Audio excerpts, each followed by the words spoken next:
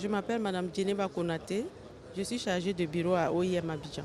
Bon, ce soir, nous sommes à l'aéroport pour recevoir les retournés de Libye, qui sont au nombre de 151 personnes. Bon, c'est des retournés volontaires qui ont approché OIM Libye et encore des concerts avec l'ambassade de Côte d'Ivoire en Tunisie et puis le gouvernement libyen. Et nos différents partenaires, on a organisé leur retour en Côte d'Ivoire. Donc un vol charter a été préparé pour faciliter leur retour en Côte d'Ivoire. Oui, les mesures d'accompagnement, bon, chaque migrant recevra 100 € et l'État de Côte d'Ivoire a donné quelque chose à chaque migrant, c'est-à-dire des vivres, 2 sacs de riz de 5 kg plus des bouteilles d'eau.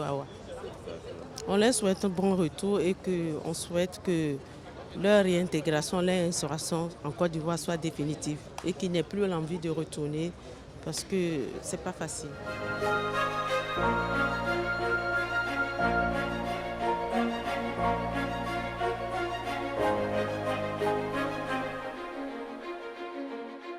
Issara Konaté, directeur général des Ivoiriens de l'extérieur. L'accueil, c'est relatif à des Ivoiriens qui se reviennent en Côte d'Ivoire pour la plupart. Après, dans une opération d'évacuation sanitaire qu'on appelle généralement l'OIM, plusieurs pays africains ont bénéficié de cette opération. Cela permet aux migrants qui sont en situation d'extrême vulnérabilité de revenir vers les pays d'accueil, vers les pays d'origine, pardon. Et c'est dans cette occasion que 151 personnes sont aujourd'hui revenues en Côte d'Ivoire.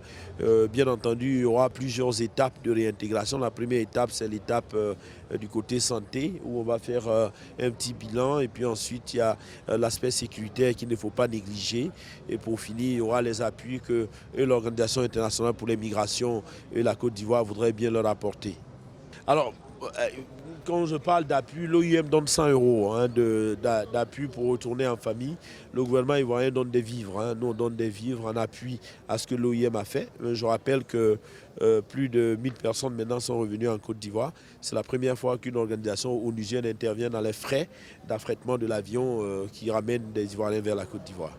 Non, on ne fonctionne pas comme ça. Ça dépend de la nécessité du terrain. On va voir sur le terrain en liaison avec notre ambassade à Tripoli, avec bien entendu nos partenaires internationaux.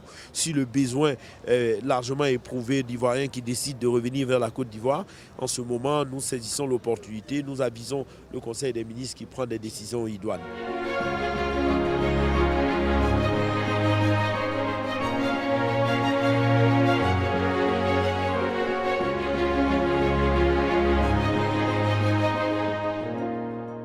J'ai 22 ans. Et d'un pas, je suis content, mais d'un pas, je ne suis pas content. Parce que je suis rentré un peu les mêmes balades. Toutes mes économies que j'avais ici, j'ai tout perdu et puis je rentre les mêmes balades. Je n'étais pas libre de sortir. Quand je sors, à chaque instant que tu es arrêté, il faut être prêt à courir. Parce que si un camion gars il te ramasse, il t'envoie en prison. Tu te mets là-bas, tu appelles tes parents pour qu'ils payent, pour qu'ils te libèrent. On s'est caché, on est dans les foyers, on est caché pour que les gens qui nous envoient au bord, pour qu'on puisse partir en Italie. On était dans les foyers, nous avons mis dans les maisons inachevées qu'on appelle les foyers. C'est là-bas on était donc un peu, jusqu'à le 14 janvier qu'ils ont attaqué. Ils ont cassé les foyers, nous avons pris. Jusqu'à aujourd'hui, je suis sorti de la prison et j'ai pris le vol. Je suis en Côte d'Ivoire seulement. J'ai fait 1 an 7 mois en Libye. Non, j'ai des amis que je causais avec eux sur le Face. Donc, j'ai pris la décision de partir. Et je suis parti à Korowo. J'ai pris le cas de Mali. Je suis rentré au Mali. Je suis rentré par Algérie. J'ai fait 7 mois en Algérie et je suis rentré en Libye.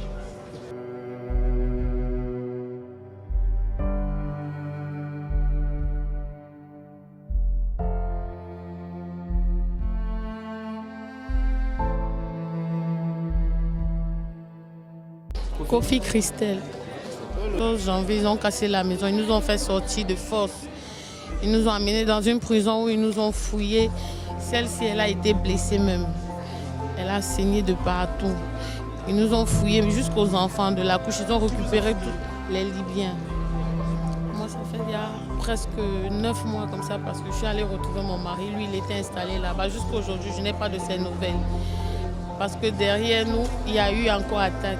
Il y a eu un autre groupe de bandits appelé Asma Boy qui est venu là-bas. Ils ont soulevé, il y a eu des tirs, il y a eu des morts. On ne sait pas. Jusqu'à aujourd'hui, je n'ai pas de nouvelles de mon mari. Je ne sais pas où il est vivant, où il est mort, je ne sais pas. Ils nous font réciter Allah Wakuba, la ilaha illallah, la ilaha illallah. Après, ils nous ont amenés en prison, nous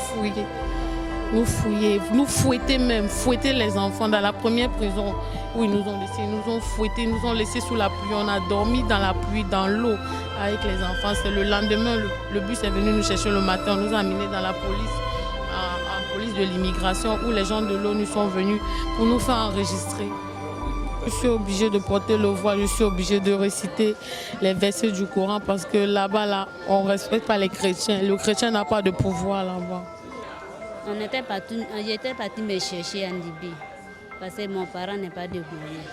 Quand on est parti là-bas, le 14 janvier, ils nous ont arrêtés, ils sont partis casser nos portes pour nous faire sortir, pour nous mettre en prison. Depuis le 14 janvier, c'est aujourd'hui on est sortis dans la prison. On nous a envoyés ici. Ça fait 7 mois. Depuis je suis quitté en Côte d'Ivoire pour arriver là-bas. Et puis pour me retourner, ça fait 7 mois. Rien, un matin comme ça, samedi, ils sont partis casser nos portes pour nous faire sortir, nous tous. Il y a des gens qui sont morts, il y a des gens qui sont blessés. Moi, mais ce jour-là, je me suis blessée. Je me suis blessée quand aujourd'hui j'étais dans la prison. Aujourd'hui, on nous a fait sortir. Et puis moi, je suis venue ici. En tout cas, actuellement, il ne peut pas encourager les gens pour partir là-bas parce que ce que moi j'ai vu là-bas, ça m'a dépassé. Ça m'a dépassé. Il a trop fait les prisons. Prison de 3 mois. C'était trop pour moi. Mais moi, je pense que chaque fois qu'on arrive à sauver un Ivoirien vivant en Libye, dans des conditions très difficiles, des Ivoiriens tentés par l'aventure et qui, la plupart du temps, comme d'autres Africains, prennent des embarcations de fortune et périssent en mer. Et quand on arrive à en sauver, comme ce fut le cas en 2015, où nous avons fait venir 44 Ivoiriens, nous sommes très heureux. Cela montre bien que la Côte d'Ivoire est un État responsable qui s'occupe de ses ressortissants, où qu'ils se trouvent dans le monde. Et aujourd'hui, vous êtes témoin d'une réalité, c'est l'immigration irrégulière et que nous devrions essayer de combattre dans la mesure du possible. Et là, cette fois-ci, nous bénéficions de l'appui de l'Organisation internationale pour les migrations qui a mené cette opération. Il s'agit d'une évacuation humanitaire selon l'OIM et nous sommes heureux que ce soit des Ivoiriens qui profitent de cette opération avec l'aide de l'OIM, avec le soutien du gouvernement ivoirien. Là, vraiment, vous savez, la liberté de circulation est un droit inaliénable. On ne peut pas empêcher des Ivoiriens qui veulent partir de migrer.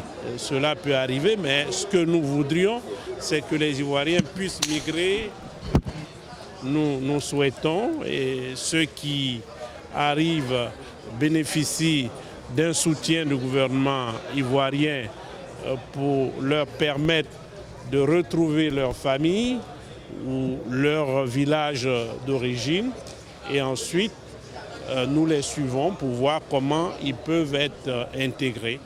Il y a un suivi qui se fait par l'entremise du ministère de la Solidarité et par la Direction générale des Ivoiriens de l'extérieur.